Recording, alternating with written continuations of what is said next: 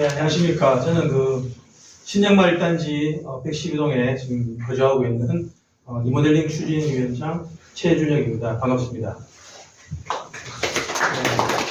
오랜만에 이렇게 이제 조합 우리 입주자들 소유주님 앞에 이렇게 자리에 섰는데요. 그동안 작년, 재작년 우리가 약 3년 전부터 리모델링을 추진하면서 각 건설사 그리고 전기업체를 통해서 여러 가지 설명을 많이 했었습니다. 그런데 저희들이 1차 때 공유를 달성하였지만 동일시에 좀 제출하면서 용적률로 인해 가지고 반대가 되면서 취하가 되면서 다시 2차 때 다시 이제 공유를 하게 되었습니다. 그러면서 지금 여러 가지 사항으로 우크라이나 사태부터 시작해서 여러 가지 코로나로 이제 경기나 이제 사회 전반적으로 부동산이 위축되면서 지금 동의율이 조금 저조하지만 그래도 55% 이상 늘었습니다. 앞으로 약 10% 이상만 더 굳으면 저희 이제 조합 설립되고요. 그리고 오늘 설명드리는 거는 그동안 이제 비조합원 분들이나 아니면 그러니까 동의 안 하신 미동의 분들이나 동의하셨지만 또 리모델링이나 또 재건축이나 이번에 특별법이나 이런 여러 가지에 대해서 또 궁금하시는 분들한테 이렇게 문자나 연락 드려서 오늘 이렇게 약 한 15분 정도 참석하셨습니다. 오늘 오신 참석하시는 분은 GS건설의 리모델링 담당하고 오신 김석훈 책임이고요. 김성훈 책임이시고 그 다음에 토부에서는 최병철 차장이 또 설명하실 겁니다. 저는 간단하게 이렇게 말씀드리고요. 여기 계신 분들 항상 신정마을 1단지에 많은 관심 가져주시고 또 리모델링에 대해서 많은 관심 가져주셔서 많이 응원 부탁드립니다. 네, 감사합니다. 저희 이제 정비업체에서 이제 설명을 드릴 부분은 우리가 이제 주택개발 사업이라고 얘기를 하면 가장 대표적인 게 재개발, 재건축, 리모델링 사업을 얘기를 하는데요. 우리가 이제 주택개발 사업을 하는 이유는 가장 크게 이제 두 가지입니다. 첫 번째, 주거환경의 개선. 주거환경의 개선에 대한 부분은 이제 시공사가 우리가 리모델링을 통해서 이렇게 변화가 될 수 있습니다. 라는 내용을 통해서 이제 확인을 하게 되실 거고요. 저희 이제 정비업체에서 이제 말씀을 드리고 싶은 부분은 리모델링을 하면서 우리가 과연 자산 가치가 어떻게 변화될 수 있는데 라는 부분에 대해서 좀 집중적으로 설명을 드릴게요. 먼저 설명을 드릴 부분은 지난 2월에 이제 국토교통부에서 이제 발표했던 노후계획도시 특별법 혹시 아시나요? 부동산에 좀 관심이 있으신 분들은 이 법안에 대해서 이제 좀 알고 계시는 분들이 많으실 텐데요. 이 부분이 우리 지역에 이제 해당이 되는지 그 내용에 대해서 먼저 보도자료 한번 먼저 보시고 나서 제가 설명드릴 수 있도록 하겠습니다. 영상 한 8분 정도 되는 영상인데요. 너무 정확한 내용으로 이제 좀 요약되어 있는 내용이라서 이 부분 먼저 설명드릴게요. 권영훈의 집중 탐구 시간입니다. 정부가 지난달 이른바 1기 신도시 특별법을 공개한 이후 신도시 노후 아파트 주민들의 고민이 깊어지고 있습니다. 이 특별법이 재건축 용적률 상한을 최대 500%까지 허용하기로 하면서 이를 두고 주민들 사이에서는 갑론을박도 벌어지고 있습니다. 네, 권영훈 기자와 함께 살펴보겠습니다. 권 기자, 1기 신도시 재정비를 위해서 정부와 여당 이렇게 공조가 본격적으로 시작되는 분위기인데 어떻게 진행되고 있습니까? 네, 먼저 두 앵커분에게 질문을 좀 드리겠습니다. 혹시 천당안의 분당이란 말 들어보셨나요? 예. 예. 과거 이제 분당 신도시가 버블세븐 지역으로 지목이 됐었죠. 그때 이제 집값 상승을 주도하자 이제 붙여진 별명입니다. 현재는 사정이 좀 달라졌습니다. 날이 갈수록 노후화된 아파트가 많아졌죠. 그러면서 이제 신도시 전체적으로 이제 주거 환경은 나빠지고 있다. 이런 이제 평가를 받고 있습니다. 때문에 분당과 일산 등 1기 신도시 주민들을 중심으로 재건축이 필요하다는 여론이 커졌고 윤석열 대통령이 대선 공약으로까지 이제 밝히기도 했었죠. 그리고 이제 정부는 지난달 앞서 우리 김민세 앵커가 이제 소개해 준 대로 노후계획도시 정비 및 지원에 관한 특별법 주요 내용을 공개했습니다. 1기 신도시 재건축을 위해서 이제 각종 규제를 풀고 온갖 지원책을 이제 이 안에 특별법 안에 담았는데요. 좀 주요 내용을 좀 하나하나 좀 살펴보겠습니다. 우선 특별 정비구역 적용 대상에 1기 신도시를 포함해 택지 조성 사업 완료 후 20년이 경과한 100만 제곱미터 이상 택지로 범위를 넓혔습니다. 이제 앞서 말씀드린 대로 20년이라고 했죠. 근데 우리가 보통 이제 일반적으로 재건축 연한은 30년부터입니다. 그러니까 10년이나 줄어든 거죠.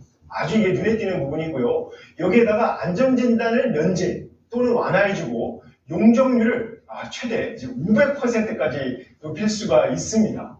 여기서 핵심은 바로 용적률입니다. 건물 연면적을 대지면적으로 나눈 건데 높이를 좌우하는 수직적 건축 밀도의 개념입니다. 1기 신도시 아파트 단지가 중층 이상으로 이제 높은 용적률 때문에 이제 사업성이 나오지가 않아서 재건축이 쉽지가 않았는데요. 현재 1기 신도시 용적률을 좀 보겠습니다. 169%에서 226%입니다. 그런데 최대 500%까지 높여준다면 15층에서 20층 아파트가 30층 이상, 50층 이상 이렇게 더더욱 높아지게 되는 겁니다. 자, 1기 신도시 재건축은 앞서 말씀드린 이제 윤석열 대통령의 이제 대선 공약입니다. 규모를 볼 때 사실상 현 정부 최대 개발 사업인 셈인데요. 때문에 그 정부가 파격적인 특례 조항을 이번 특별법에 담은 것으로 보입니다. 보통 이렇게 이제 파격적인 용적률을 주겠다고 하면 집값이 바로 반응하는 게 일반적입니다. 맞습니다. 실제 반응은 그렇지 않았습니다. 이유가 뭡니까? 예, 우리 역사적으로 많이 경험을 했었죠. 이제 쉽게 해서 이제 지원 관련된 이제 대책이 쏟아지면 바로 이 집값이 뛰고 막 이제 이렇게 됐었죠. 근데 1기 신도시 좀 사정이 좀 다릅니다. 1기 신도시가 위치한 이제 해당 시 아파트 거래량을 보면 1월보다 2월에 발표했기 때문에 이제 1월과 2월을 비교했는데요. 1월보다 조금 이제 늘어난 수준에 그쳤습니다. 또 대규모 개발 호재임에도 불구하고 집값 반등은커녕 오히려 더 내렸습니다. 2월 정부 발표 이후에 한 달 동안 1기 신도시 아파트 가격을 보면 평균 0.37% 떨어졌는데요. 물론 전반적인 부동산 침체가 집값에 영향을 미친 거지만 1기 신도시 재건축을 둘러싼 쟁점들도 걸림돌로 작용을 하고 있습니다. 먼저 하나하나 살펴보겠습니다. 먼저 여소야대 상황에서 특별법이 이제 순조롭게 국회를 통과할 지가 관건입니다. 국회 문턱을 넘더라도 1기 신도시 특혜라는 이제 비판이 이제 지금 벌써부터 나오고 있죠. 그래서 타 지역들이 이제 반발이 나오고 있는 상황입니다. 나아가서 이제 정치권이 이제 개입을 해서 특별 정비 구역이 한없이 이제 늘어날 가능성이 배제할 수가 없는 건데요. 다음으로 단독 재건축, 그러니까 아파트 단지 하나를 하는 게 아니라 이건 이제 신도시 전체를 하기 때문에 광역 재건축은 이해관계가 훨씬 더 복잡합니다.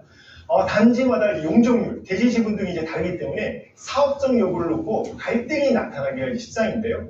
특히 이제 용적률 최대 500%, 앞서 말씀드렸죠. 이것을 두고서 이제 비현실적이라는 이제 분석이 나오고 있습니다.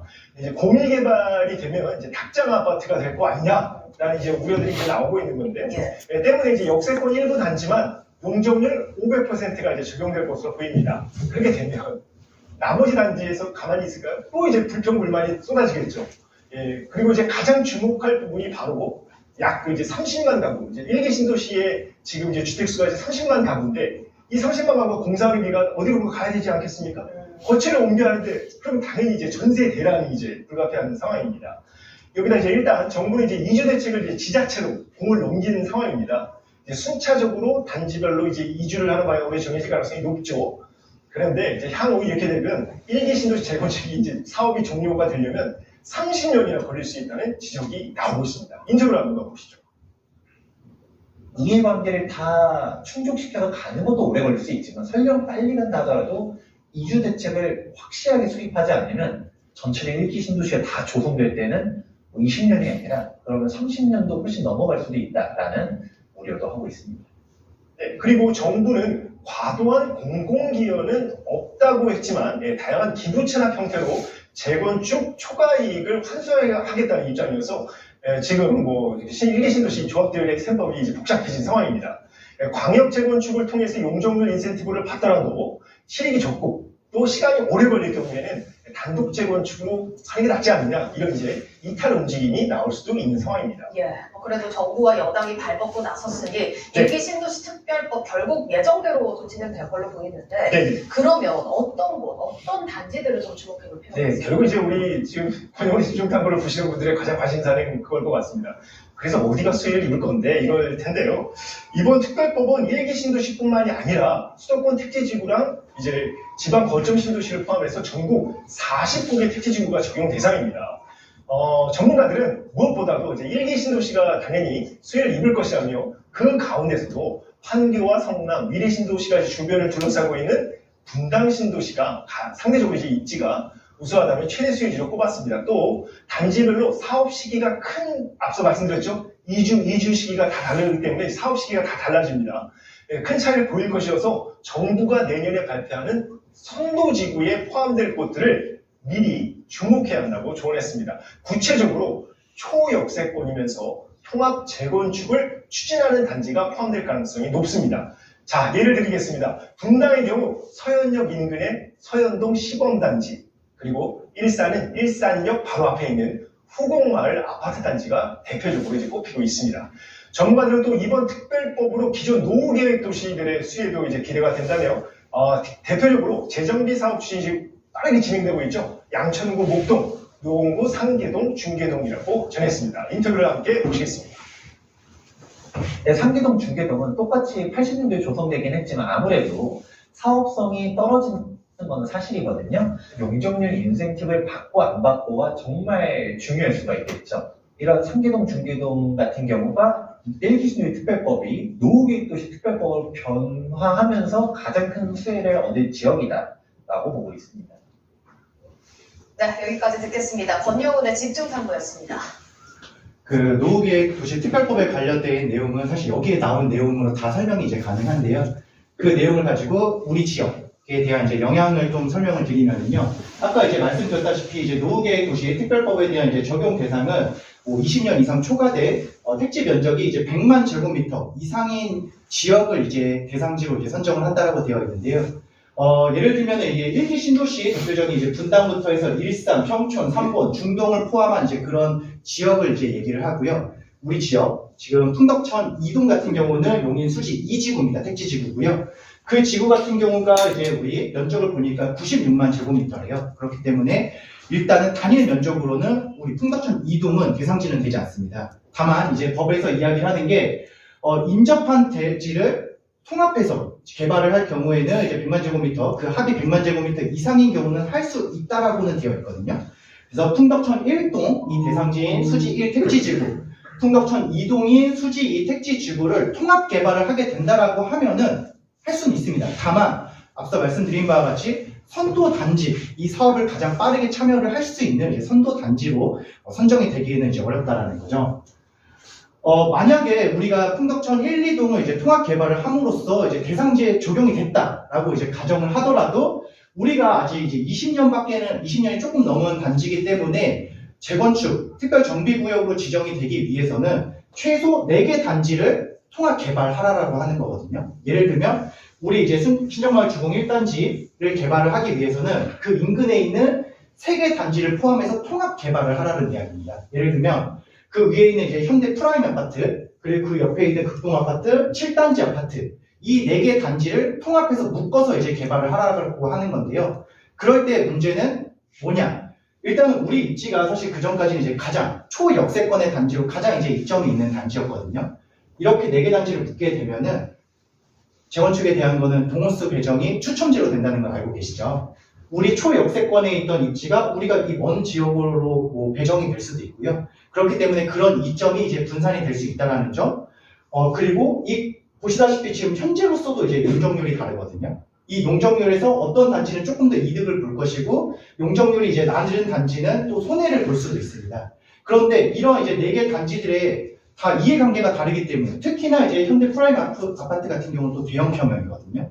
그래서 평형도 다르고 용적률도 다른 단지들을 묶어서 개발을 한다라고 하면은 이 이해관계를 서로 이제 좀 어떤 단지들은 손해를 보고 그런 것들을 이제 민원을 해결하기가 이제 쉽지 않다라는 거죠.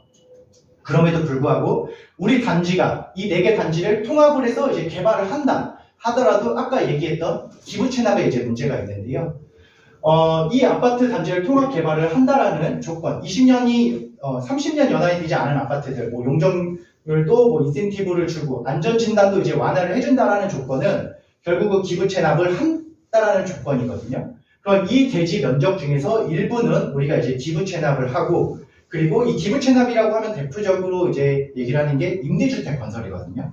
우리 단지들 중에서도 어떠한 곳에는 반드시 이제 임대주택을 지어야 한다. 그렇기 때문에 뭐 아시다시피 재건축에서 가장 문제가 되는 게 임대주택과 기존 이제 조합원님들 세대 간에 이제 뭐 경제적 차이 때문에 발생되고 있는 이제 소셜 믹스에 대한 이제 문제도 분명히 발생이 될 거고요.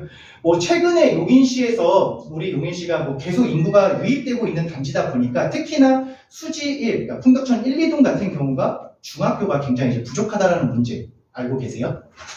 분명히 이런 대지들에 대한 일부 이제 기부 체납을 받아서 중학교를 분명히 지을 겁니다. 그렇기 때문에 이 통합 개발을 함으로써 이제 재건축이 된다고 하더라도 반드시 이 기부 체납을 통한 문제가 이제 발생이 되기 때문에 분담금은 이제 상승할 수밖에 없다라는 이야기입니다. 그리고 이제 아까 이제 말씀을 방송에서도 이제 얘기를 했지만 가장 큰 문제는 이 사업이 우리 지역에 적용이 된다 하더라도 과연 언제 이 사업을 시작을 할 수가 있고 그 기간이 아직까지는 이제 미지수라는 건데요. 아까 말씀드렸다시피 가장 빠르게 진행이 예상되고 있는 선도단지 1기 신도시라고 얘기를 했죠. 그 중에서도 가장 빠르게 예상되는 거는 분당 지역이라고 예상을 했는데요. 분당 지역이 만약 이제 사업을 시작을 한다 하더라도 사업 시행이 가능한 시기는 최소 2027년, 지금으로부터 5년 후라고 예상이 되는 거고요. 실제로 이 사업 시행이 되고 나서 착공, 공사가 시작하는 데까지 걸리는 기간은 최소 2037년이나 돼야 이제 사업 시작이 이제 가능하다라고 이제 예상을 하는 거죠. 지금 현재로서 이제 특별법이 발의된 거는 국토교통부에서 이 법을 우리가 발의를 하겠습니다라고 해서 이제 안내를 드렸던 거고 실제 이제 이 법에 대한 통과는 국회에서 이제 통과를 해줘야 되는 거거든요. 그럼 실제로 과연 국회에서 법안 의결이 예상되는 거는 이제 내년 총선이 끝나고 나서 이 법안 통과 여부가 이제 결정이 될 텐데 이때 우리 사이에 국회의원 선거가 있죠. 이 국회의원 선거에서 어느 당이 이제 다수가 되느냐에 따라서 이 법안 통과가 이제 가능할지 여부가 판가름 되겠지만 사실 이 법안은 표심에 이제 영향을 미치는 법안이기 때문에 반대를 하기에는 좀 어려운 법안이라고 생각을 하기 때문에 법안 통과는 가능할 거라고 이제 예상이 되고요.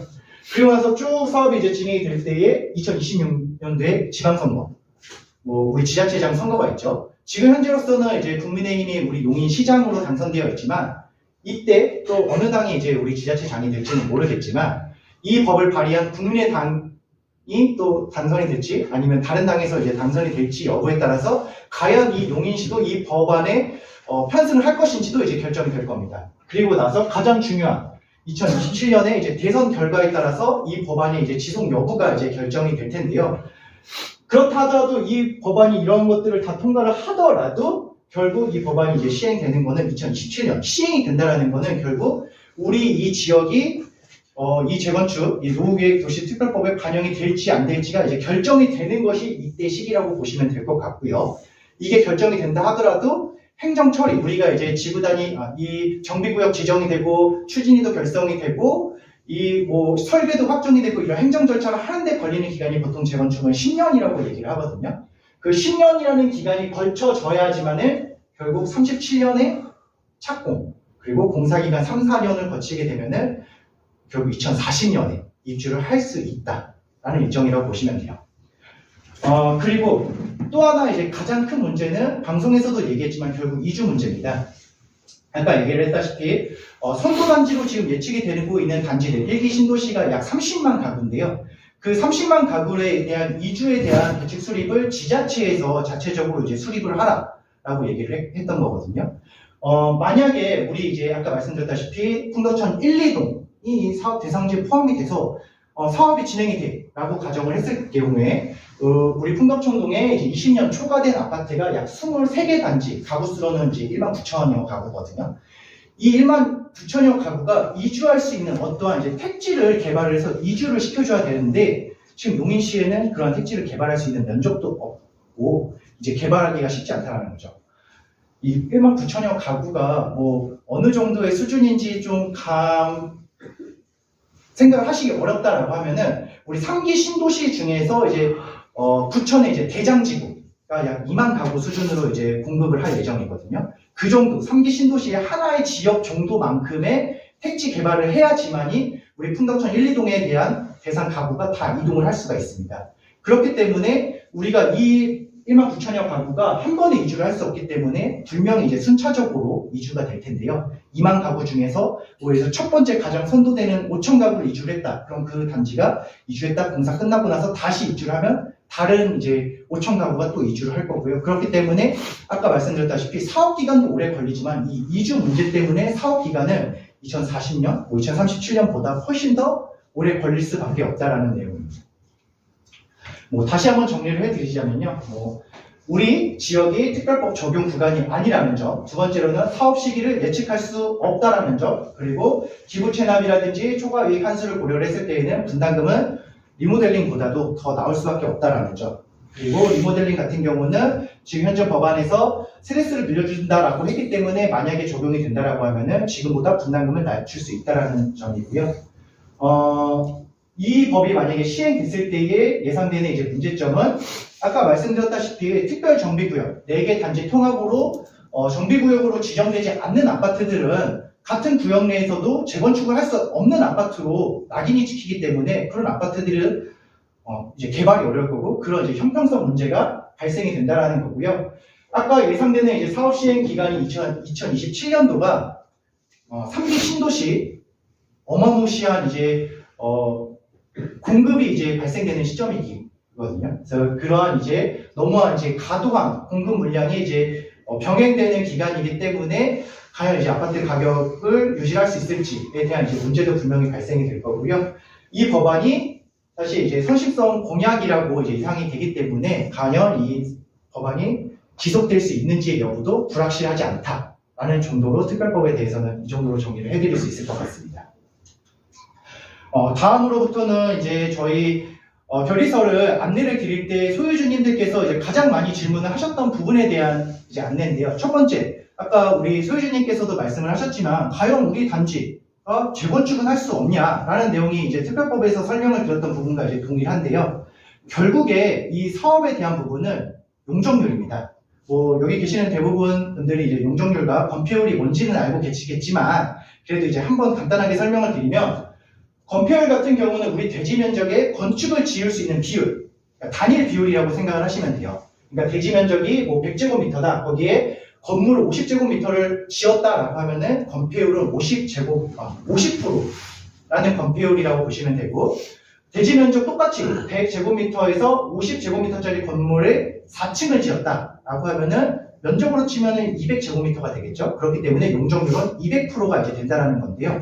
다른 걸 다 기억하시지 마시고 용적률, 이런 거구나 라고만 이제 꼭 기억을 해주시면 될 것 같아요. 그렇다면 우리 단지뿐만이 아니라 수지구에 있는 이 많은 단지들이 왜 재건축이 아닌 리모델링을 진행을 하느냐라는 거는 결국의 문제는 이 용적률에 대한 문제 때문이거든요. 지금 우리 단지 용적률이 214.67%의 용적률입니다. 왜 우리 단지가 200%일까? 그 이유는 우리 이 풍덕천 1, 2 지구는 지구 단위 계획 지구라고 해서 이제 묶여져 있는 지구거든요. 그러니까 여기가 되게 쾌적하게 살 수 있는 지역이다라는 건 너무나 잘 아실 거예요. 그 이유가 뭐냐면 용적률에 대한 상한을 뒀기 때문인데요. 지금 현재 이 택지지구 풍덕천 1, 2동 같은 경우는 용적률을 210%, 220%까지밖에는 안 해주겠다라는 게 이제 용인시의 법으로 그렇게 정해져 있습니다. 그래서 풍덕천 1, 2동 같은 경우가 굉장히 낮게 그리고 굉장히 이제 넓게 이렇게 동간의 거리도 이제 유지를 하면서 이 아파트가 지어진 지역이거든요. 그런데 이 용적률을 리모델링을 하게 될 경우에는 여기 보시다시피 300%까지 해주겠다라는 게 2021년도 용인시 지구 단위 계획 변경 고시에서 이제 변경된 사항이고요. 질문해도 되나요? 네.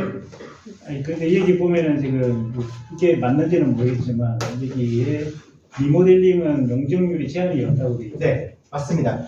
근데 이거는 용인시 자체 법규에서 우리 용인시에서는 300%까지만 해주겠다라는 게 용인시 조례에 따라서 그렇게 있고요. 그래서 서울시 같은 경우는 그러한 조례가 없기 때문에 350%, 400%, 500%까지 리모델링을 할 수가 있는데요. 우리 지역은 용인시에서 그렇게 자치 법규로 정해놔 있기 때문에 이제 300%까지만 해준다라는 거고요. 계속 설명을 드리면 지자체 법규는 바뀔 확률이 없나요? 바뀔 수 있죠. 그것도 이제 예를 들면 이제 지자체장이 변경이 된다거나 또는 이제 지자체장에 따른 그 당의 계획에 따라서 이제 변경을 할 수는 있지만 지금 우리는 현재 법을 가지고 이제 설명을 드려야 하기 때문에 지금 현재 법으로서만 이제 설명을 드리는 거예요. 그러면 중간에 저기 법이 바뀌었어. 네. 만약에 이제 330이나 340이 되면은 이전에 받아놨던 동의가 유효할 수 있는. 유효할 수도 있죠. 그러면 다시 여기서 설명을 드리면 이 내용이 사실 우리가 이제 동의서를 다시 받는 이유 중에 하나인데요. 우리가 처음에 이제 동의서를 받았을 때 2021년도에 동의서를 받았을 때에는 이 용적률 제한이라는 법이 없었습니다. 용인시에서도. 그렇기 때문에 우리는 용적률을 약 320% 정도 수준으로 되는 이제 용적률 계획을 가지고 동의서를 받았는데요. 2021년도 8월에 용인시에서는 300%까지밖에 안 해주겠다라는 이제 조례가 나왔기 때문에 지금 우리가 동의서를 받았던 용적률이 300%를 초과했기 때문에 우리 단지는 다시 한번 300% 미만인 사업계획을 안내를 하고 동의서를 다시 받아오세요 라고 했기 때문에 이제 동의서를 다시 받게 되는 상황이고요. 그러한 내용은 우리 단지만 해당 사항은 아니고요. 지금 이 수지구에서 사업을 진행을 하고 있는 모든 단지들이 동일한 상황입니다. 그러면 여기서 다시 설명을 드리면 그럼 재건축을 하는 경우에는 어떻게 되느냐? 재건축은 똑같습니다. 우리 용인시 도시계획 조례에 따르면은 3종 일반 주거지역, 우리 지역을 말을 하는 거거든요. 이 지역에서는 용적률을 최대 290%까지만 주겠다라는 거고요. 그 290% 내에서는 똑같이 기부 체납도 해야 되고 이제 인센티브에 대한 50%를 임대주택을 짓든 기부 체납을 해야 되기 때문에 퍼센트로 따지면은 한 70% 정도가 늘어나는데 그 중에 한 35%는 이제 기부 체납을 하라라는 얘기거든요. 그러면 기부 체납 35% 하고 거기에 똑같이 우리가 이제 사업성을 위해서 일반 분양분 세대를 만든다라고 하면은 당연히 우리가 이제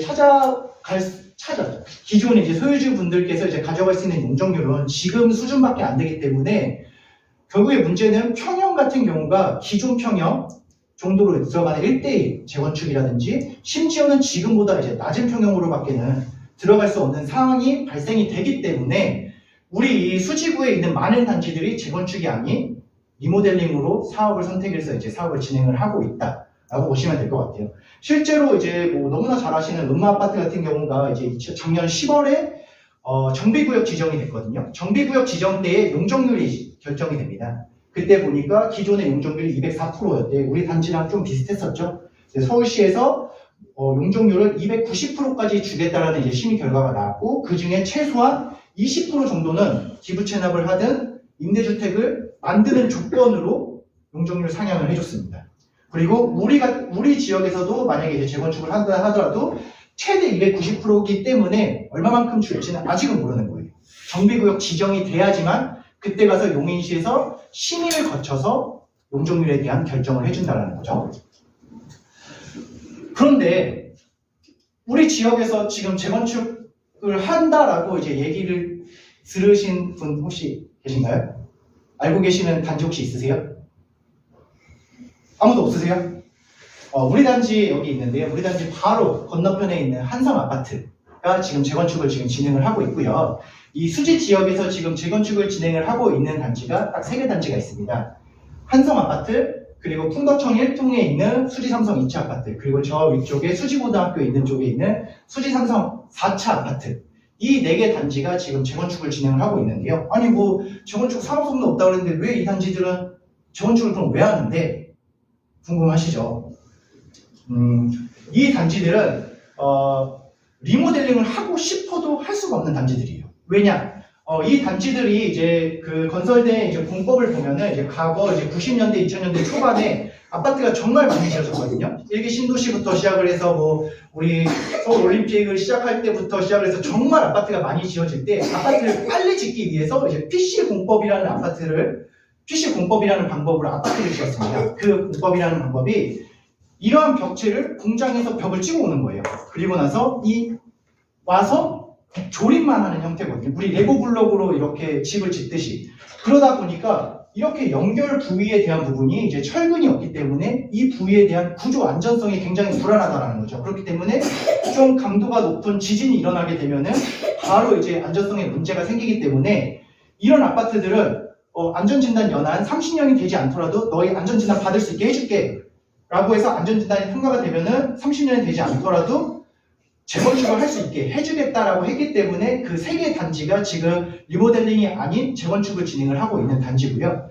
그런 재건축을 진행하고 있는 단지들은 리모델링에서 우리가 안전진단을 받아서 최소 C등급, B등급 이상을 받아야지만이 리모델링이 가능한데 그런 단지들은 안전진단을 받으면 무조건 D등급 이하가 나옵니다. 구조 안전성이 불어나기 때문에. 그렇기 때문에 그런 단지들은 재건축을 할 수가 있어서 재건축을 선택해서 진행을 하는 거고요. 그런 단지들이 재건축을 진행을 한다 하더라도 과연 기부채나 초과이익 환수 또는 그런 뭐 임대주택의 문제 그런 걸 다 면제를 받느냐? 면제받지 않거든요. 그렇기 때문에 이 단지들이 안전진단이 통과가 지금 됐고 이제 정비구역 지정이 돼서 용적률이 딱 결정이 되고 나면 그때 이제 사업성 분석을 할 텐데요.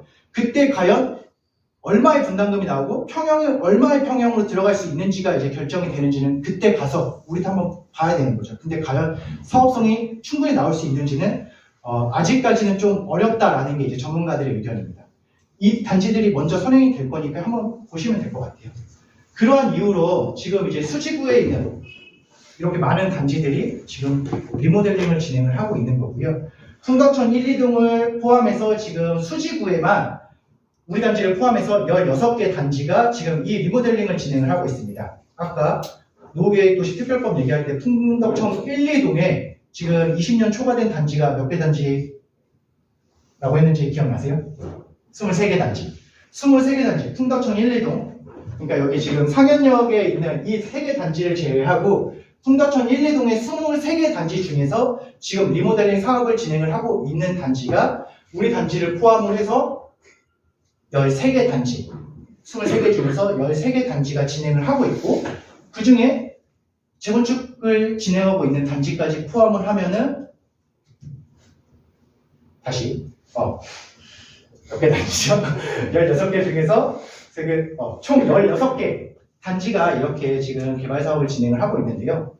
우리가 왜 리모델링을 해야 하냐라고 물으신다라고 하면 이걸 보시면 될 것 같아요. 우리 지역에서 이렇게 많은 단지들이 지금 개발 사업을 하고 있는데 우리 단지만 그냥 이 아파트 깔고 앉아 있으면 나중에 이 단지들이 다 개발이 끝나고 나면 우리 단지 어떻게 될 것인지 예상을 해보면 좀 너무 암담하지 않을까요? 지금이야 우리 단지가 너무나 입지가 좋고 해서 정말 이제 내놓으면 전세 바로바로 나가고 지금 부동산 경기가 굉장히 안 좋다고 하지만 우리 지역에서 정말 그래도 매매 거래량이 가장 많은 단지거든요. 지금이야 같은 수준의 이제 아파트 단지들 중에서 가장 좋은 입지를 가지고 있기 때문에 그게 가능하지만 우리 단지가 나중에 이제 10년 후에 많은 단지들이 이제 신축 아파트로 변경이 됐을 때 과연 우리 단지가 그렇게 거래가 메리트가 있는 단지일 것인지를 고민을 해보시면은 이 표만 보시더라도 고민을 해봐야 될지는 답이 나온다라고 보시면 될 것 같습니다. 그럼 우리 단지가 이제 리모델링을 하고 났을 때에 과연 가치가 얼마나 변화가 될 수 있을까냐라고 물어보신다면 지금 우리 수지 지역에서 이제 대장주 아파트로 평가받고 있는 단지가 성공역에 있는 이제 롯데캐슬이라고 보시면 될 것 같거든요. 우리 단지가 리모델링을 하게 되면은 반드시 그 단지 이상의 가치는 될 것이다 라고 예상을 하기 때문에 이 사업을 한다라고 보시면 될 것 같고요. 과연 될 것이냐라고 물어보신다라고 하면 지금 우리 아파트 단지가 아파트 가격이 우리 단지뿐만이 아니라 전체적으로 하락이 많이 되어 있는 상황이죠. 그래서 지금 시세가 KB 시세 기준으로 해서 6억 8천만 원 정도입니다. 2001년도에 이제 최고가 8억 9천만 원을 찍었었는데요. 그때의 시세를 이제 생각을 해보면 물론 이제 부동산 시장이 가장 좋았을 때이지만 그때 당시에 우리 단지 그냥 아파트 브랜드도 없는 주공 아파트였고요. 평형도 구축 아파트 25평짜리 평형이었거든요. 그런데 그때를 봤을 때에 과연 이 정도 가격이 되지 않겠냐라고 생각을 해보면 우리가 아까 자이에서도 설명을 했지만 우리가 시공사가 자이가 될지 현대가 될지 삼성이 될지는 아직은 모르겠지만 분명히 1군 시공사, 최고의 시공사를 선정을 할 것이고 그런 브랜드로 이제 변경이 되는 신축 아파트가 된다라고 가정을 했을 때에는 최소한 이 정도 가치 이상은 실현을 할 수 있을 것이고 그렇게 한다라는 조건에서 이 사업을 한다라고 보시면 될 것 같아요. 또 이제 우리가 설명을 드렸을 때 가장 많이 질문하시는 조합원님들께서 소유주님들께서 가장 많이 걱정을 하시는 부분인데요. 만약에 이 사업이 진행을 했는데 사업이 중간에 중단이 될 수 있죠. 부동산 시장이 너무나 계속 안 좋아지고 또는 분담금 지금 우리가 안내해 드렸던 게 1억에서 2억 정도의 수준인데 분담금 아시다시피 둔촌 준공이라든지 워낙에 이제 분담금에 대한 이슈 많이 나오는 건 너무나 잘 알고 계실 거예요. 그래서 분담금 때문에라도 이 사업이 중단이 됐을 때에 그럼 그동안 들어갔던 이 막대한 비용은 누가 납부를 하는데? 라고 이제 물어보신다면 최초 이제 우리 소유주님들께서 이제 조합이 설립이 되고 비용을 납부하는 시기는 이때 이주하기 직전에 최초 이제 비용이 발생이 됩니다. 여기 계시는 분들 중에서 아까 뭐 동의서를 제출하신 분들도 있다라고 얘기를 하셨는데요. 과거에도 동의서 제출하셨을 때 저희가 조합 가입비라고 해서 단 1원도 받은 적이 없어요. 지금도 내신 적이 없으실 거고요. 그러면 우리가 이 사업을 진행을 할 때 그 비용은 누가 되느냐? 먼저 우리가 시공자를 선정을 하면 시공자가 이 사업을 해보십시오라고 해서 조합에 무이자로 돈을 빌려줍니다. 그럼 그 무이자 비용을 언제까지 우리가 쓸 수 있느냐? 이때 2주를 나갈 때까지 그 비용을 쓰는 건데요. 그럼 2주를 나갈 때에는 조합원님들께서 이 사업을 이제 확정을 하는 거고 그때 이제 계약금을 납부를 하거든요. 그때 계약금 최초 납부가 보통 10%를 납부를 하기 때문에 그때 이후부터는 조합원님들께서 비용을 납부하신 금액으로 사업이 진행이 되지만 그 전까지는 시공자의 비용으로 우리가 사업을 진행을 하기 때문에 사업이 중단되더라도 사업이 중간에 정말 그러면 안 되겠지만 엎어진다 하더라도 조합원님들께서 납부하시는 비용은 단 1원도 없다라는 거예요. 그게 이제 저의 주장이 아니고요. 그럼 한 가지 질문이 있는데, 네. 그러면 전세금 같은 거 들어있잖아요. 그럼 전세금 같은 것도 다 무이자로 해줘요? 그거는 제가 뒤에서 한번 설명을 드리겠지만 먼저 설명을 드리면 대출 이자는 무이자는 아닙니다. 다만 훨씬 저렴하게 시중금융권의 이자보다는 훨씬 저렴한 비용으로 대출이 된다. 그거는 이후에 제가 그 내용이 있으니까 설명을 드릴게요. 좀 시간이 없거든요. 그러면 그 내용부터 먼저 설명 드려도 될까요? 네, 먼저 해주세요. 그 내용이 이 내용인데요. 참 많죠? 기존 대출이 있어도 대출이 되느냐? 우리가 지금 여기 계시는 분들이 실제 거주하시는 분도 계시겠지만 지금 전세를 놓고 이제 투자 목적으로 가지고 계시는 분들도 계실 텐데요. 대출이 얼마까지 되느냐라고 물어보신다라고 하면은 지금 현재 LTV 이제 나라에서 이제 LTV 그 대출 조건으로 이제 제한을 하는 것이 무주택자 같은 경우는 우리 시세 6억 8천에 이제 70%까지 대출을 해준다라고 하는 거고요. 거기에 다주택자까지 작년까지만 하더라도 우리 지역이 투기 가열 지구였고 다주택자 같은 경우는 대출 지원이 안 됐습니다. 근데 이게 올해 법안이 이제 바뀌었기 때문에 부동산 시장 활성화를 하기 위해서 LTV 조건이 변경이 됐기 때문에 다주택자라고 하더라도 우리 시세 60%까지 이제 대출이 된다라고 하는 건데요. 이 허그 대출이라는 거는 주택도시보증공사, 나라에서 운영을 하는 보증공사에서 보증을 해주는 대출이라고 하는 거거든요. 그렇기 때문에 이 허그 대출이라고 하면은 무이자는 아니고요. 나라에서 보증을 해주는 대출입니다. 그래서 작년 기준으로 해서 이제 2주를 나갔던 단지들이 우리 시중 은행권 금리가 3%였을 때의 기준으로 해서 1%대로 대출이 가능했었고요. 여기 보시는 이제 추가 대출, 시공사가 20%까지 대출이 가능한데요. 그때의 금리가 2%대, 그러니까 은행권 금리가 3%대였을 때의 수준이 이 정도였다라고 보시면 되고요. 근데 무이자는 아닙니다. 무이자는 법적으로 불법으로 되어 있어요. 그렇기 때문에 과거 10년 정도의 이제 재개발 재건축 때에는 시공사가 이주비를 다 무료로 대출을 해줬었는데요. 그게 현행법 상으로는 아직까지는 그게 불법입니다. 그렇기 때문에 대출을 받으셔야 되지만 금리는 1%대로 대출이 가능했었다. 물론 지금은 금리가 많이 올랐기 때문에 지금 수준으로는 조금 차이가 있을 거예요. 그러면 우리가 지금 수준으로 볼 때에는 이제 이주를 시작하고 있는 분당 지역의 금리가 얼마 정도의 이주를 나가는데를 참고해서 보시면 되고요. 우리가 이주를 나가는 시점은 지금 시점이 아니라 우리가 정말 지금 당장 오늘 딱 조합이 설립이 된다 하더라도 약 3년 후에 이주를 나가는 거기 때문에 그때 금리 수준으로 반영이 됩니다. 답변이 됐을까요?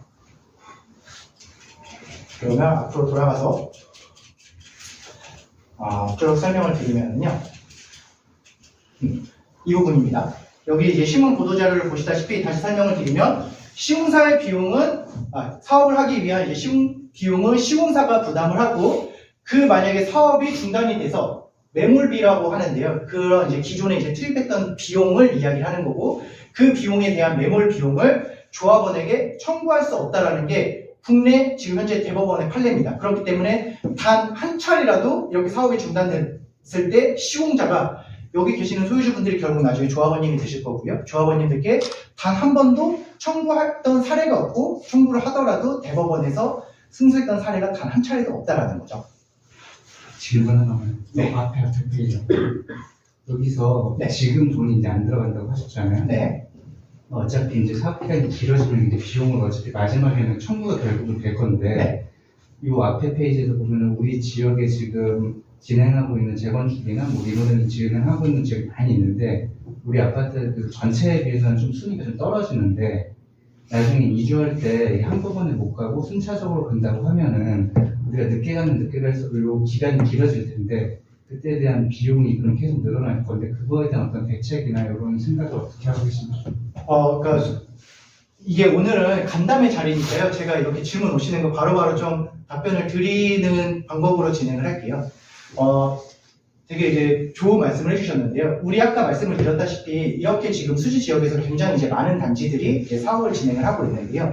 아까 이제 노후계획도시 특별법에 대한 문제는 이 사업이 지자체에서 주도를 한다라는 사업입니다. 그렇기 때문에 이주 대책을 지자체에서 이제 만들어줘야 되는데요. 지금 이 리모델링 사업 같은 경우는 민간 사업이거든요. 우리 조합원님들께서 조합을 결성을 해서 조합이 이제 시행을 하는 거기 때문에 이주에 대한 것도 우리 조합에서 이제 해결을 해야 된다는 거예요. 그렇기 때문에 이 사업을 빨리 진행을 해야 되는 이유, 가장 큰 이유 중에 하나도 이렇게 많은 단지들이 분명히 이제 이주를 나가야 될 건데, 가장 빠르게 사업이 진행되는 단지들은 이 인근에서 가장 가까운, 뭐 예를 들면 뭐 용인에 뭐 가까운 뭐 기흥구라든지 뭐 인근 지역으로 이제 이주를 나갈 수 있지만, 이 단지들이 점점 사업을 진행을 함으로써 이주를 나중에 늦게 나가는 단지들은 결국 더 멀리 이주를 나가거나 더 비싼 비용을 가지고 이주를 나갈 수밖에 없습니다. 그렇기 때문에 가장 먼저 사업을 진행을 하는 단지들이 이제 유리할 수밖에 없고, 또 하나 사업이 지연이 될수록 공사비도 인상이 되고,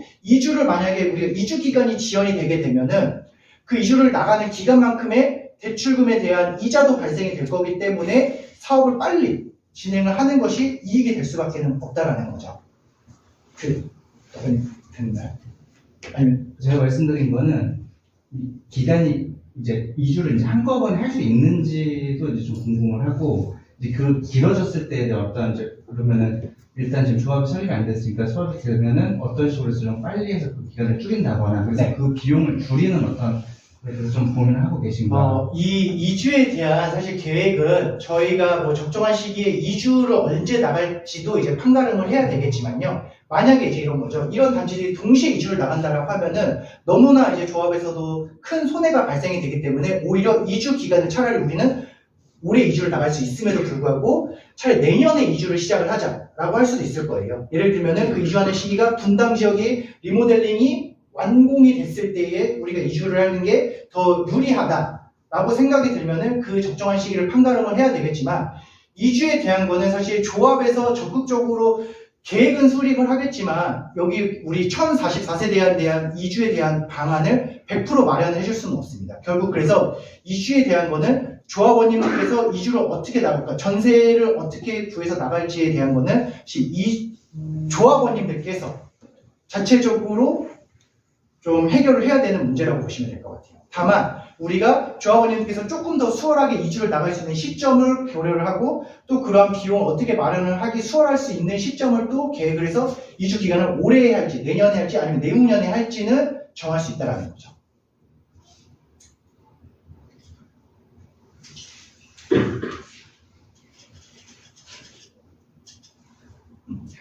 그리고 또 지금 많이 질문을 하셨던 부분들이, 지금 뭐 아시다시피 작년을 기점으로 해서 지금 부동산 경기가 너무 안 좋은데 이렇게 사업을 진행을 하는 것이 가장 뭐 맞을 것이냐에 대한 질문을 많이 해주셨는데요. 이러한 질문에 대해서는 제가 이제 다른 리모델링 사업을 진행을 했던 이제 대표적인 사례 2개 단지를 이제 비교를 해서 이제 설명을 드릴 수 있을 것 같아요. 부동산 시장은 뭐 아까 GS에서도 설명을 했지만 뭐 후퇴기, 그리고 이제 다시 이제 뭐 확장기를 거쳐서 다시 한번 이제 뭐 회복기를 거쳐서 이제 상승 곡선과 이제 하락 곡선을 이제 주기적으로 이제 반복을 하는 이제 부동산 주기를 가지고 이제 이 부동산 시장이 성장을 하는데요. 뭐 우리나라 뭐라 그러죠? 개국 이래 부동산은 항상 우상향을 했죠. 그 전제로 이제 설명을 드리면은 2008년도에 이제 개포 우성 구차라는 아파트하고 송파 성지 아파트 이제 두 개 단지가 2008년도에 이제 조합을 설립을 했습니다. 그 당시가 이제 경제적인 상황으로는 어떤 상황이었냐면 뭐 리먼 사태 아시죠? 뭐 젊은 사람들도 아실 거예요. 리먼 사태라고 하면 미국에서 정말 이제 지금보다 이제 최악의 이제 경기 불황이 시작이 돼서 전 세계적으로 이제 경기 이제 불황이 됐던 시기인데 이 시기에 두 개 단지가 이제 조합을 설립을 했습니다. 그때 당시에도 아마 지금 여기 계시는 소유주민들과 똑같은 아니면 그 이상의 되게 큰 걱정을 하고서도 가지고 이제 이 조합을 설립을 했을 텐데요. 네, 잠깐만요. 지금 거기는 강남이잖아요. 네. 강남하고 여기는 입지가 틀리고, 네. 틀리는데, 저 송파하고 저 개포는 벌써 29하고 20하고 여기는 차원이 틀리잖아요. 내가 물어보고 싶은 것은, 지금 아까도 뭐 저분이 설명할 때, 어디야, 저희 망포동에, 망포동이 아니라 아까 어디라 그랬지? 거기 뭐 한다면서요? 분당 얼마 나왔어요? 네. 아니, 수원. 영통. 영통 얼마 들었어요? 분당 얼마 나왔어요? 왜 한다면서요? 거기에 대한 분담금은 제가 한번 확인을 해보겠지만, 아까 거기 뭐 하고 있다고 그랬잖아요. 그러니까 분담금에 대한 것도 제가 설명을 드릴게요. 네. 그러면 제가 이제 제가 이 두 개 단지를 이야기를 드리는 이유가 강남이니까 집값이 높으니까 그 이유로 설명을 드리는 것이 아니라 리모델링에서 이제 입주를 한 단지들이 아직은 없기 때문에 대표적으로 예를 들 수 있는 단지가 없기 때문에 이러한 예를 드린 거고요. 최근에 이제 입주를 했던 유일한 단지가 이제 개포우선 9차라는 단지인 거고 일반 분양을 완료한 단지가 이 두 개 단지밖에 없기 때문에 만약에 수지 지역, 분당 지역에서 이렇게 완료를 한 단지가 있다라고 하면 그 예시를 가지고 제가 설명을 드렸을 거예요. 훨씬 더 이해하시기가 편하기 때문에. 그렇지만 그런 단지 사례가 없기 때문에 제가 설명을 드리지만 말씀하신 게 맞습니다. 강남 지역이고 잠실 지역이기 때문에 부동산 상승폭이 이렇게 컸다라는 거는 정말 맞는 말씀이고요. 그렇다고 해서 우리 단지가 이렇게 될 수 있다라는 내용은 아니고요. 예를 들어서 우리 단지가 이때 2008년도에 만약에 우리 단지의 가격이 얼마 정도 있을 것 같으세요? 1억, 2억 정도 수준이었겠죠? 2004년도에? 제가 그때 아마 더 잘 아실 2004년도는 1억밖에 아니지, 한 2억 정도. 그쵸. 똑같은 이제 시점이라고 보시면 될 것 같아요. 그러면 지금 이 단지들이 이 하락 시기를 거쳐서 이 고점에 입주를 했던 거고요. 그러니까 8억이었던 단지가 입주 시세가 26. 우리 단지가 그렇다라는 건 아니고요. 똑같은 비율로 이제 생각을 해보자라는 거죠. 그리고 이제 송파 성지 같은 경우가 입주는 아니고 일반 분양을 했거든요. 이 일반 분양 때에 평당 분양가 6,500만 원으로 분양을 했습니다. 마찬가지로 잠실이라는 지역적 특색도 있었지만 이 단지들도 이때 그런 걱정을 했지만 이 부동산 상승 곡선에서 최고점에서 그러한 사업을 선택을 했기 때문에 그만큼의 이제 이익을 봤다라는 거고요. 우리 단지가 이때 최고점일 때에 아까 말씀드렸다시피 8억 9천이었습니다. 지금 물론 이제 부동산 다시 이제 하락기에 국면이 있는 거고요. 지금 이제 저점인 시점에서 지금 시세가 이제 6억 8천 정도의 시세에서 이 사업을 시작을 한다라고 하면 이때 사업을 시작을 했던 단지들과 똑같은 상황이다라고 볼 수 있다라는 거죠. 그렇기 때문에 우리 단지는 지금 사업을 시작을 해서 준비를 해놔야 다시 이제 부동산 상승 곡선인 이 고점에 왔을 때 일반 분양을 하든 우리 조합원님들이 입주를 하든 그렇게 시세 차익을 이제 볼 수 있다라는 거고요.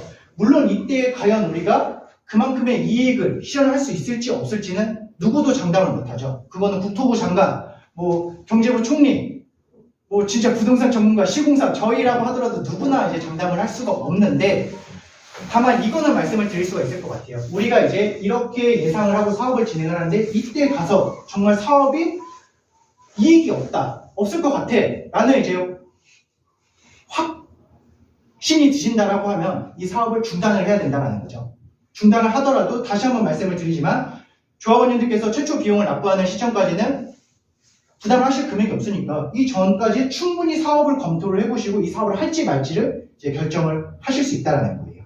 근데 다만 제가 이러한 이제 사례를 바탕으로 해서 지금 사업이 부동산 하락기라고 해서 이 사업을 그냥 멈춘다라고 하면은 결국은 우리는 이러한 이제 이익을 볼 수 없다라는 부분을 좀 설명을 드리고 싶었던 내용이라고 보시면 될 것 같습니다.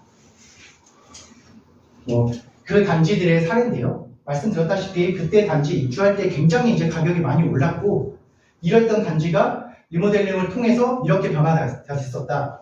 그리고 송파 성지 같은 경우가 6,500만 원. 그때 당시에 최고 분양가를 찍었던 단지고요. 그런 단지가 이런 단지에서 이렇게 변경이 됐었다라는 내용인 거죠. 그러니까 개포 우선 부차 같은 경우는 이제 개포 트리에로 변경이 돼서 입주할 때 시세 2021년도 11월에 입주할 때 29억이었지만 지금 물론 부동산 가격이 많이 떨어졌기 때문에 지금 시세는 25억입니다. 계속 설명을 드리면 이제 설계에 대한 뭐 불만이 있다. 나는 설계 때문에 찬성을 할 수 없다라고 했던 분들도 굉장히 많이 계세요. 여기 혹시 계시는 분들 중에서 우리가 안내 드렸던 설계에 대한 100% 만족하세요? 다 만족하시나 봐요. 만족 안 하시는 분들 물론 계실 거예요. 이 설계에 대한 부분은 처음 지금 우리가 소유주님들께 이제 안내 드렸던 설계가 이 기본 설계, 첫 번째 설계입니다. 이 설계는 여기 계시는 분들 누구 한 분한테라도 뭐 의사를 묻거나 해서 만들어낸 설계가 아니고요. 우리 이 리모델링 사업을 하기 위해서 이제 설계사를 뽑았고 그 설계사가 우리 단지는 이런 계획을 가지고 사업을 할 수 있을 것 같습니다라고 해서 이제 제안했던 이 설계고요. 그 설계가 이러한 절차를 거쳐서 설계는 지속적으로 이제 변경이 되는 거고요. 대표적인 이제 설계가 우리가 시공자를 뽑을 때 시공자가 그 기본 설계를 가지고 우리가 만약에 공사를 하게 되면은 그 설계보다는 이러한 더 좋은 방법으로 설계를 제시할 수 있습니다. 라고 하는 것이 이 제안서, 책자에 나와 있는 이제 대안 설계고요. 그리고 나서 설계가 이제 확정이 되는 시기는 이 건축심의, 용인시에 우리의 설계를 승인을 받는 단계의 건축심의 단계에서 설계가 이제 확정이 됩니다.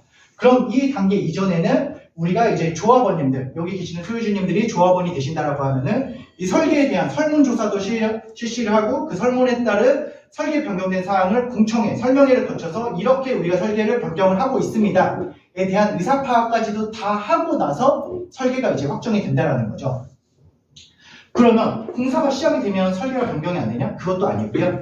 공사가 우리가 착공 설계를 토대로 공사를 시작을 한다 하더라도 공사 기간에 조합원님들의 의사가 변경이 됐어. 공사 기간에 최근 트렌드가 바뀌었어. 그래서 이렇게 설계를 변경을 했으면 해. 라는 게 조합원의 대부분의 의견이다라고 하면은 공사 중에도 설계가 변경이 가능하다는 거예요. 그렇기 때문에 순천주공에서 그 분담금 변경됐던 이유가 조합에서 설계를 변경을 해달라고 했기 때문에 그 설계 변경에 따른 분담금 인상이 발생이 됐고 그러한 문제가 발생이 되는데요. 물론 설계 변경에 따라서 분담금이 변경은 될 수가 있습니다. 그렇지만 설계에 대한 변경은 이렇게 지속적으로 변경이 된다는 거고요. 실제로 다른 단지, 수지구에 있는 다른 단지에서 우리가 시공사를 뽑고 나서 이러한 설문조사를 조합원님들께 다 배포를 해서 지면으로도 받았고 온라인에 대한 설문조사까지 실시를 해서 지금 설계가 진행이 되고 있다는 거를 예시를 이제 보여드리는 거고요. 그럼 한 가지 더. 네. 그러면 예를 들어서 지금 분담금을 제가 자꾸 책정하잖아요. 네. 그러면 저 설계 변경 도중에 네. 공사비 증액해달라고 시공사에서 요청할 수 있는 거예요? 있죠. 그러니까 그게 정확한 금액이 아니라는 거예요. 그러니까 제가 그 부분은 내가 그래서 묻고 싶은 게 예를 들어서 만약 우리가 처음에 공사 계획을 할 때 분담금을 딱 어느 정도 나왔다 그러면 그걸 법적으로 그 공증을 해가지고 더 이상 추가 분담금을 받지 못하도록 해야 되는데 공사가 시공사는 그게 아니잖아요. 설계 변경 계속 해가면서 추가 분담금 요구할 수 있잖아 우리한테. 아닙니다. 분담금은 법적으로 우리가 이때 이거를 여기서는 아니고요. 그거부터 또 설명을 또 먼저 드려도 되겠죠? 가장 민감한 부분이기 때문에 그거부터 먼저 설명을 드리면요. 진행 절차를 좀 보셔야 되는데요. 우리 이제 사업의 이제 진행 절차를 보시면 지금 현재 우리가 조합을 설립을 하는 단계고요. 이런 단계를 거쳐서 이때 이제 최종적으로 이제 분담금이 이제 확정이 돼서 이제 분담금을 납부를 한다라고 했는데 이때 이제 이주 나가기 전에 마지막 조합원들께서 이제 총회를 하는 그 총회가 여기 보시면은 분담금 확정 총회라는 게 있습니다. 그러니까 이 분담금 확정 총회라는 것은 뭐냐면 우리가 이제 분담금을 확정을 할 때 예를 들어서 처음에 우리가 조합 설립을 할 때 지금 분담금 뭐 1억에서 2억 정도로 안내를 해드렸고 시공사를 뽑을 때 공사비가 지금 많이 인상이 돼서 그때 계산을 해보니까 분담금이 더 올랐어. 그래서 한 2, 3억 정도 나온다라고 했어. 라고 해서 보니까 그래서 우리가 이렇게 해서 동의서를 2차 동의서까지 받았는데 최종 분담금을 확인해 보니까 4억, 5억 나온대 라고 하면은 아니 조합원님들께서 동의를 하셨기 때문에 이 사업을 진행을 하겠습니다가 아니라 이 최종적인 총회 때에 조합원님들의 총회 의결 사항으로 분담금을 확정을 한다라는 거예요. 아니 이거 그걸 했죠? 그걸 하고 네, 나서 하고 나서 하는 도중에 이 분사 기간에 분담금의 인상이 된다라고 하면 법적으로 주택법에 나와 있는 사항이 10% 이상의 분담금의 인상이 있을 경우에는 반드시 조합원 총회를 거쳐서 조합원의 승인을 받도록 되어 있습니다. 그 분담금의 10%라는 이유는 평균적으로 이제 공사비 인상이 이제 물가 상승률을 반영을 했을 때에 대한 10% 정도는 그러니까 허용을 할 수 있는 수준이라고 생각을 하기 때문에 법으로도 10% 정도까지는 인상을 할 수 있다라고 되어 있는 거고요. 만약에 그 이상 초과될 경우에는 반드시 조합원 총회를 거쳐서 예를 들어서 우리가 3억으로 분담금 확정 총회를 했는데 갑자기 공사비가 이만큼 올랐으니까 조합원님 5억, 6억 내세요 라는 게 아니고 그 전에 반드시 분담금 총회를 다시 한번 이제 거치도록 되어 있고요. 공사도 마찬가지로 우리가 설계 변경을 마음대로 하는 게 아니고 그 설계 변경도 조합원님들의 의사를 반영을 해서 총회를 거쳐서 이렇게 설계를 변경을 하겠다라는 총회 의결 사항이 있어야지만이 변경이 근데 가능합니다. 그게 쉽지가 않아요. 쉽지가 않다고. 지금도 이렇게 하나도 안 보였는데 그때 뭐 조합원들 모이라 가지고 이런 거 공사 중인데 예를 들어서 그 추가 분담금 전화 왔는데 조합원들이 그 대표가 돼야 안 돼요 이게. 그러니까 저는 내가 하고 싶은 말을 보내면은 아싸리 분담금 확정 총회 했잖아요. 네. 그럼 시작할 때, 철거할 때. 그럼 그때 그 공증을 서가지고 더 이상 분담금을 발생시키지 않도록 공증을 서달라는 거지. 그러니까 그 부분에 대해서 설명을 드리면요. 분담금 확정 총회뿐만이 아니라 네. 모든 중요한 총회는 변호사 입회하에 공증을 받습니다. 그렇지만 이 공증이라는 게 법보다 위에 설 수는 없는 거거든요. 그러니까 아까 말씀드렸다시피 주택법, 우리가 이제 주택법을 토대로 이 사업을 진행을 하기 때문에 주택법에서 허용하는 범위 그리고 공증을 이때 받았다 하더라도 다시 한번 이제 총회에서 그게 이제 조합원님들이 승인해 주신 사항이라면은 분담금은 올라갈 수 있지만 그 분담금이 누구 마음대로 시공사의 마음대로 뭐 조합의 일부 뭐 집행부 뭐 조합장님이라든지 조합의 이사 대의원님들의 마음대로 그 분담금을 인상할 수 없다라는 거죠. 근데 다만 이제 우려하는 거는 이런 거예요. 우리 조합원 수가 이제 나중에 뭐 1044세대 중에 뭐 1000명이 될지 뭐 몇백 명이 될지는 모르겠지만 그 인원들이 과연 총회를 연다 하더라도 과연 몇 분의 조합원님들께서 이 참여를 해서 관심이 있느냐라는 거죠. 너무나 바쁘실 거기 때문에 그 대다수의 조합원이 참여를 안 하고 뭐 일부의 분들만 참여를 해서 그 안건이 이제 통과가 될 수 있지 않냐라고 이제 걱정은 하실 수 있을 것 같아요. 저도 거의 그렇게 하다 보면 뭐 그런 사람들 거의 다 그렇기 때문에 저는 이 사업을 진행을 했을 때 이 사업을 정말 성공을 하고 그 분담금을 낮추기 위해서는 여기 계시는 분들께서 나중에 이제 조합원으로 되신다라고 하면은 이 사업에 대한 지속적인 관심과 모니터링을 해야 된다라고 생각을 하고요. 우리가 조합을 진행을 하게 될 때에는 법으로 이제 반드시 해야 되는 게 정보 공개를 하도록 되어 있습니다. 그 정보 공개라고 하면 반드시 조합에서 진행되고 있는 회의를 비롯해서 뭐 각종 이제 뭐 시와 또는 이제 협력 업체들 간에 이제 왔다 갔다 하는 공문서 그런 것들을 반드시 카페 그리고 이제 총회를 통해서 이제 공개를 하도록 되어 있고 또 비용에 대한 집행 매년 이제 조합이 어떻게 비용을 썼고 내년도에는 돈을 어떻게 쓸 건지에 대한 비용에 대한 사항도 반드시 이제 정보 공개를 하라고 되어 있거든요. 그 위반을 하게 되면은 잘 안 한다고 뭐. 아닌데 그 위반하면 조합장님이 아니 그게 쉽지 않아요. 하다 그런 조합 있으면 신고하셔야 돼요. 근데 쉽지 않아요. 그렇기 때문에 여기 계시는 분들께서 반드시 꼭 그런 모니터링을 하는 것이 우리 사업을 성공적으로 이끌 수 있는 가장 확실한 방법이다.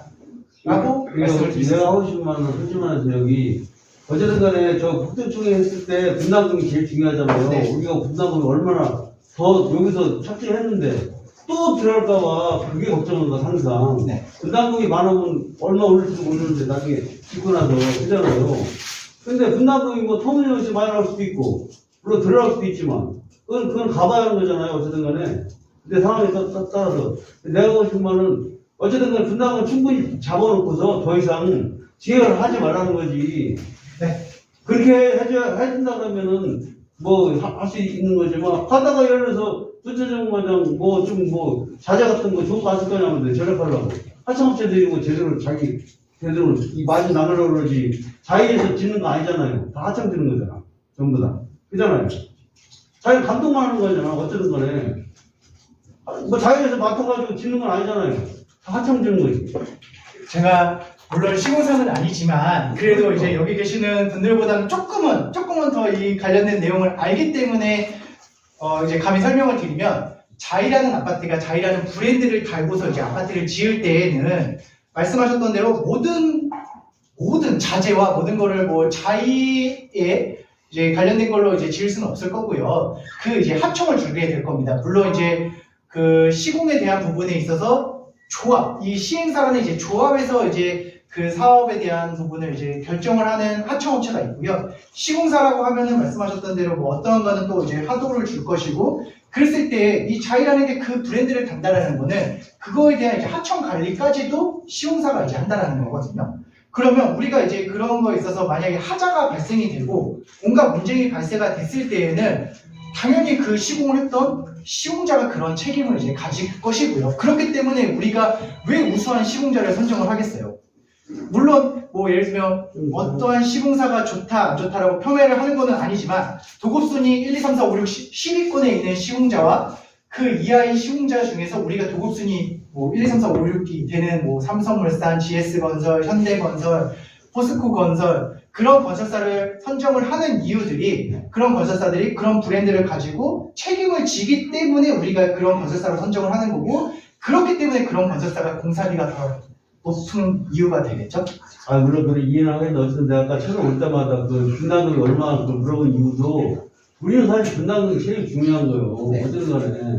뭐 아무리 잘 짓고, 뭐 자재 종료 쓰고, 분담금 많이 하려고 그러면 우리는 그 어떻게 가져가라고. 그잖아요. 분담금이 제일 중요하다니까? 맞습니다. 여기 계시는 분들도 당연히 분담금 진짜 솔직히 말씀드리면 저도 3, 4억 나온다고 하면 못할 것 같고요. 지금 우리가 이제 안내를 드렸던 분담금 수준이 약 1억 6천만 원 정도 예상이 된다라고 해서 이제 안내를 드렸던 거고요. 그 부분 먼저 설명을 드리면요.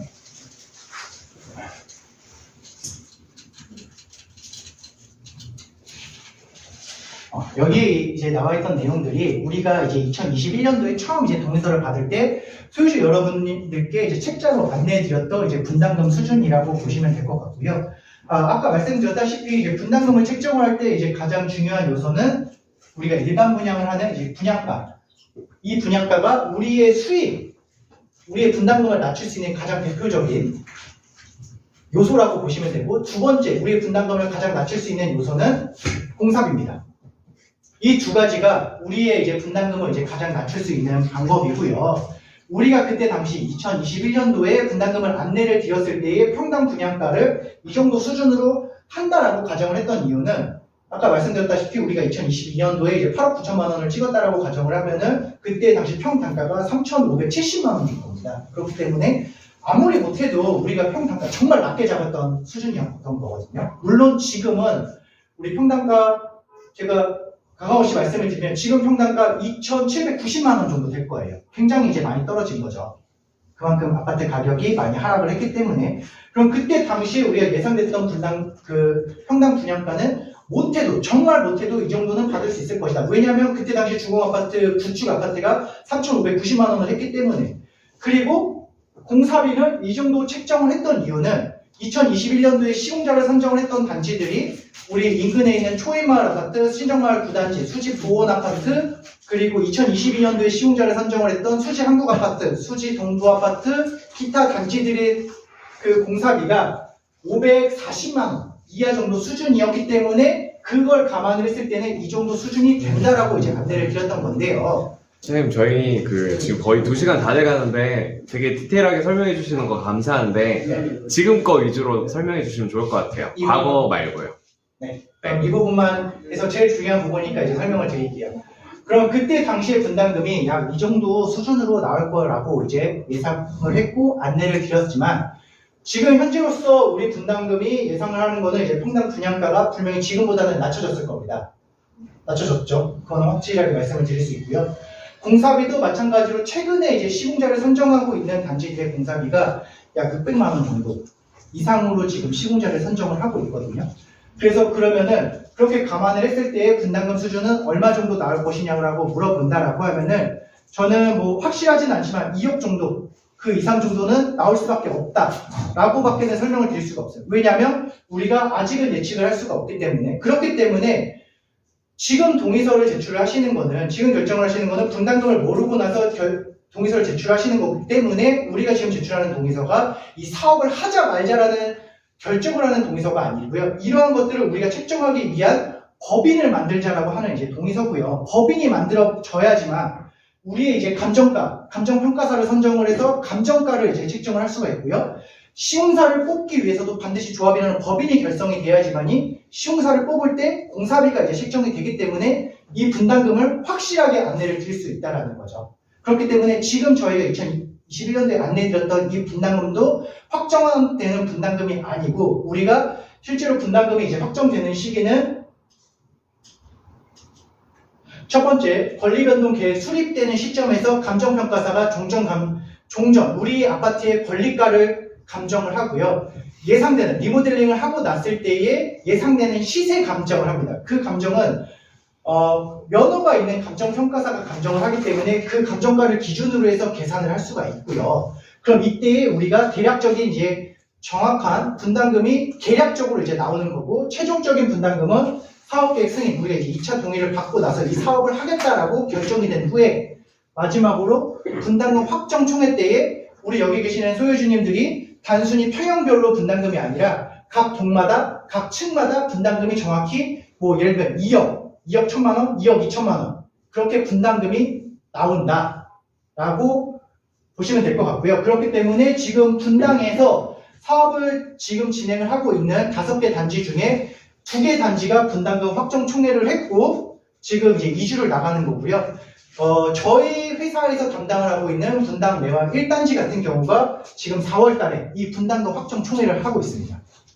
그렇기 때문에 그때 이제 공사비를 반영을 했을 때 그 단지들이 분담금이 얼마 나오는지를 보시면 우리 단지 수준이 어느 정도 이제 나올지가 예상이 된다라고 보시면 되고 분당 지역 같은 경우가 작년에 분담금 확정 총회를 한 단지들이 이제 2억 미만으로 분담금 확정 총회를 했고 올해 지금 분당 매화를 포함해서 분담금 확정 총회를 하고 있는 단지들이 지금 2억 초반에서 2억 중후반 정도로 지금 분담금 확정 총회를 지금 하고 있습니다. 저 분담금이 확정된 다음에 분양가나 네. 공사비가 나중에 뭐 떨어져서 나중에 환급해지고 그런 경우도 있나요? 아니요. 없어요? 왜냐하면 이때 분담금 확정 총회를 하기 전에 이제 시공사와 최종적으로 우리 공사도급 계약을 하거든요. 그렇기 때문에 우리는 그거를 반영을 했을 때 공사비가 떨어진다라고 해서 이때 당시에 공사비가 뭐 예를 들어서 우리가 평당 600만 원을 하기로 했는데 공사비가 떨어져. 우리가 그걸 반영해서 너희한테 공사비 낮춰줘 라고 할 수가 없고요. 왜냐하면 계약을 했기 때문에. 반대로 그때 가서 공사비가 올라간다 하더라도 우리의 공사비는 평당 그렇게 계약을 했기 때문에 공사비 인상도 할 수 없는 거죠. 네. 그렇기 때문에 이때의 계약을 얼마나 잘하느냐가 가장 중요한데요. 다시 한번 설명을 드리지만 분당 같은 경우가 3개 단지가 2021년도에 이 계약을 해서 사업 확정을 했고요. 그때는 사실 우리가 우크라이나 사태가 없었기 때문에 평당 공사비가 약 500만 원 정도 수준으로 이제 계약을 500만 원 후반 정도로 이제 계약을 완료를 했는데 다른 올해 이제 계약을 하는 단지가 다 600만 원 넘어서 계약을 하기 때문에 어쩔 수 없이 분담금 차이가 이제 발생이 될 수밖에 없는 거죠. 그렇기 때문에 우리가 시공사를 계약을 하는 시점도 굉장히 중요한 거고 지금 아까 말했다시피 공사비가 인상은 계속됩니다. 연도에 따라서 무조건 인상을 할 수밖에 없고요. 우리가 지금 공사비가 이제 우크라이나 사태 그리고 이제 경제적인 불황 여러 가지 이유 때문에 공사비가 많이 인상이 됐지만 과연 이제 전쟁이 끝나더라도 하락하는 폭은 그렇게 높지는 않을 거예요. 그렇기 때문에 이 사업을 빨리 해야 되는 이유도 이제 그런 이유 때문에 있는 거죠. 저 질문이 있습니다. 네. 방금 그 슬라이드 다시 보여주시겠어요? 네, 거기서 이제 3년에서 3.5년 소요가 있을 텐데 방금 아마 질문하신 거에서 반만 대답을 해주신 것 같아서 공사비 부분은 설명됐고요. 분양가가 변경되는 부분에 대해서도 변경이 없을까요? 분양가에 대해서 변경이 되는 부분은 우리가 왜 변경이 없냐면 우리가 이제 분양을 한다는 거는 신축 세대를 일반 분양을 한다는 얘기거든요. 그럼 분양은 우리가 언제 하느냐가 중요합니다. 왜냐하면 우리가 보통 일반적으로 분양은 이때 해요.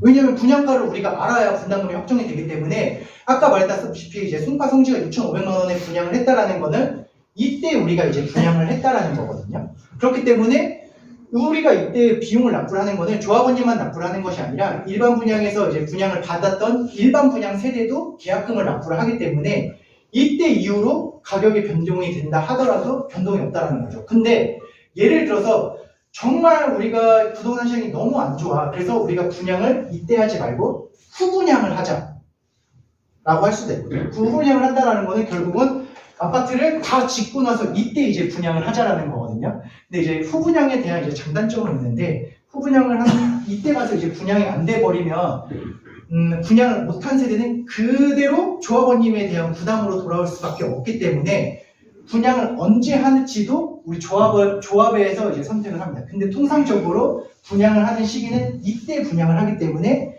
이때 분양가가 결정이 된다고 하면 일반 분양가가 결정이 된다고 하면 이때 가격이 오르든 내리든 분담금에 대한 결정은 없다, 변경은 없다라는 거죠. 네, 그럼 추가 질문 드리겠습니다. 네. 그러면은 결국에는 지금 만약에 시작을 하게 되면은 3년, 4년 소요 후에 그때 이제 어떤 부동산 시장에 따라서 부동산 시장이 뭐 더 내려간다면은 저희는 그만큼 이제 더 많은 분담금을 내게 되는 거고 네. 올라간다면은 그만큼 적게 내게 될 텐데 지금 이제 아직 하락기에 있다고 많은 분이 보실 수 있을 것 같아요. 이제 저점이라고는 확신을 못 할 것 같은데 지금 하는 게 맞나요?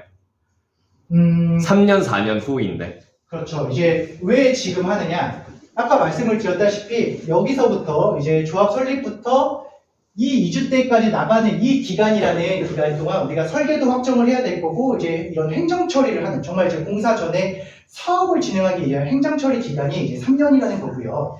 이때 사업을 준비를 해놓고 이때 우리가 이제 사업을 할지 말지 결정을 하는 이제 두 번째 동의를 받고 아까 말했다시피 비용이 납부되기 전까지는 우리가 할지 말지를 이제 결정을 할 수 있는 시기라는 거거든요. 그렇기 때문에 우리 단지뿐만이 아니라 다른 단지들도 동일한 상황이고요. 준비는 먼저 해놓자는 거예요. 그래서 그때 가서 이 사업을 할지 말지 결정을 하는 거는 그때 그 3년 후가 계속 그래서 이제 하락기다라고 하면은 이 사업을 멈추시고요.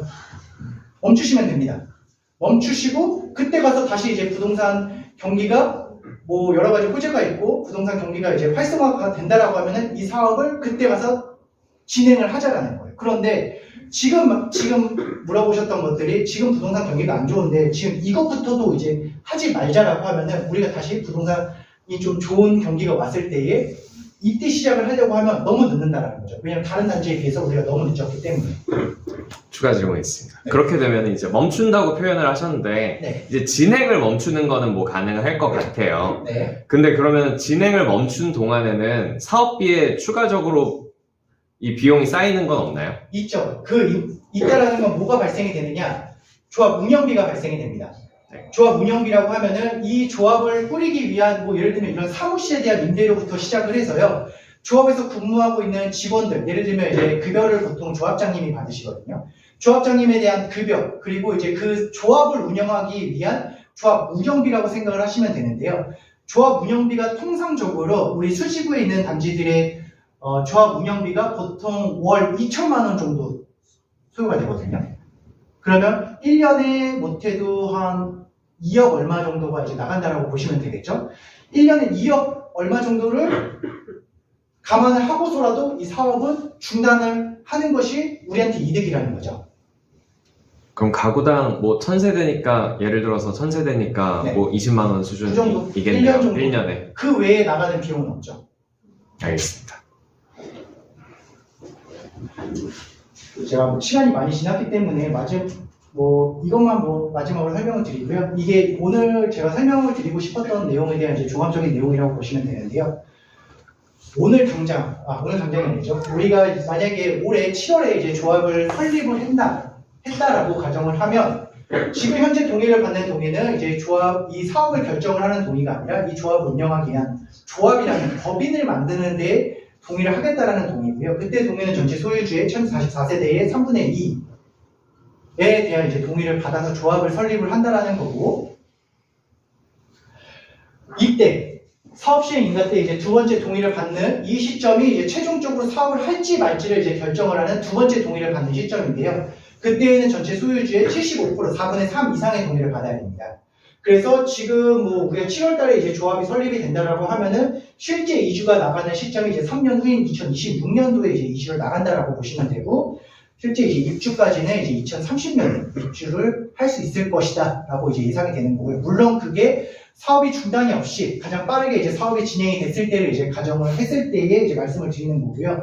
분담금 납부 방식은 아까 이제 시공사에서도 얘기를 했지만 보통 이제 통상적으로 과거 이제 10%, 50%, 40% 수준으로 납부를 했다라고 하면 최근에 이제 사업체가 좋은 사업체의 경우 계약금 10%를 납부하고 나머지 잔금, 입주 때 90%를 납부하는 방식으로 보통 이제 제한을 하고 있습니다. 우리 단지 충분히 이제 그렇게 할 수 있을 거고요. 그러면 만약에 분담금 2억 정도 된다라고 하면 2천만 원만 가지고 사업을 진행을 할 수 있다라는 거고, 이주비 대출 같은 경우는 우리 감정가의 70% 이상의 그 이주비 대출을 받을 수 있기 때문에 내가 지금 기존에 대출이 있고 하더라도 이제 대출이 충분히 이제 가능하다라는 거. 그러면 이 사업을 진행할 때 과연 우리가 이익을 얼마 정도 볼 것인데라고 했을 때는 최소 3억 원 이상의 이 개별 이익을 예상을 하기 때문에 이 사업을 한다라고 보시면 되고요. 우리가 개발 이익이 1억 정도, 2억 정도 된다라고 해서 이 사업 하시면 안 된다는 거죠. 왜냐하면 우리 이주 나갈 때에 대한 번거로움도 있고 대출도 있는데 최소한 이 정도 이익은 발생이 돼야 이 사업을 하는 거죠. 그럼 그 이익을 언제 우리가 확정할 수 있는데 라는 거는 이때까지 볼 수 있다는 거예요. 물론 이때에서는 우리가 이익을 볼 수 있을 것 같아서 사업을 하기로 결정을 했는데 그 이후에 사업성이 안 좋아진다라고 하면 그건 어쩔 수 없는 거지만 그 전까지는 우리가 충분히 검토하고 결정을 할 수 있는 안전장치는 있다라는 거죠. 그래서 이때까지는 납부하는 비용 없이 그 비용을 시공사의 비용으로 납부를 한다. 그렇기 때문에 마지막으로 지금 결정하는 동의가 절대 사업을 결정하는 동의가 아니라는 거 첫 번째. 두 번째, 조합이 설립이 돼야지만이 이 리모델링 할지 말지라도 시도라도 이제 할 수 있다는 건 두 번째. 그리고 다시 한번 설명을 드리지만 중단되면 절대, 다시 한번 제일 중요합니다. 조합원님들께 단 1원도 비용 분담하는 거 없다. 그리고 혹시라도 뭔가에 대한 불만이 있으시다 하더라도 조합원으로 가입을 해주셔야 어떤 불만이라도 이 조합에서 개진할 수 있다는 점. 제가 오늘 설명을 드리고 싶었던 건 이런 점이고요. 오늘 간담회 타이틀이 백문백답이었는데요. 제가 설명을 드렸던 이 질문 사항이 한 20가지 정도가 됐었던 것 같아요. 그래서 나머지 질문은 여기 계시는 분들이 어떤 질문을 하시더라도 제가 다 답변을 드리겠다라는 의지를 가지고 백문백답 간담회라는 타이틀을 가지고 진행을 했는데요. 중간중간에 많은 질문도 해주셨고 그 질문에 대한 답변이 충분했는지는 모르겠지만 만약에 부족함이 있었다 하면 끝나고 나서라도 질문해 주시면 제가 정말 상세하게 이제 답변을 드릴 거고 언제든지 이 사무실은 여기 계시는 소유주님들을 위한 공간이기 때문에 궁금하신 사항이 있으시다면 언제든지 찾아오시고 언제든지 전화 연락 주시고 이렇게 하시면 저희가 성심성의껏 답변 드리겠습니다. 그래서 오늘 너무 시간이 오래됐기 때문에 오늘은 여기까지 또 마무리하도록 하겠습니다. 네, 감사합니다.